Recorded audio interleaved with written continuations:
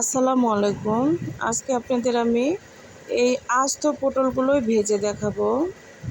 অনেকেই হয়তো পারেন, আবার অনেকেই পারেন না।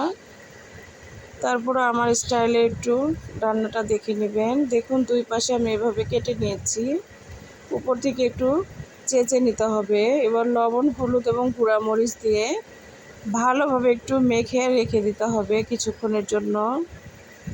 এবার কড়াইয়ের মধ্যে তেল দিয়েছি, সাদা তেল। আপনারা চাইলে সরিষার তেলও ইউজ করতে পারেন। এবার পটলগুলো দিয়ে কিছুক্ষণ ঢেকে রাখবো এবং একটু পরপর উল্টে পাল্টে দিতে হবে। পটলটা ভাজতে আপনারা হয়তো মনে করবেন অনেক তেল লাগবে, আসলে অত তেল লাগে না। সামান্য তেলেই এই ভাজিটা তৈরি করা সম্ভব। এই পটল থেকে যে পানি বের হবে, এই পানিটা দিয়ে পটলটা সুন্দরভাবে সেদ্ধ হবে এবং ওই সামান্য তেলেই ভাজিটা হয়ে যাবে। পটলটা যখন একটু সেদ্ধ হবে,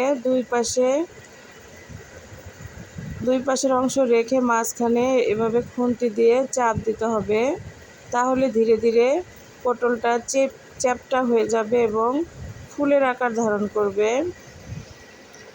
এই ফুলের আকার জন্যই এই পটলটা স্পেশাল একটা পটল ভাজি। এটা আমরা নতুন জামাই আপ্যায়নে এই পটল ভাজিটা করে থাকি। এছাড়াও এমনিতেও শখ করে খেয়ে থাকি। আমার রেসিপিটি যদি ভালো লেগে থাকে, প্লিজ আমার চ্যানেলটি সাবস্ক্রাইব করবেন এবং অন্যকে দেখার সুযোগ করে দেবেন এবং লাইক দিবেন, তাহলে আমি উৎসাহিত হব। সবাইকে অসংখ্য ধন্যবাদ। আসসালাম।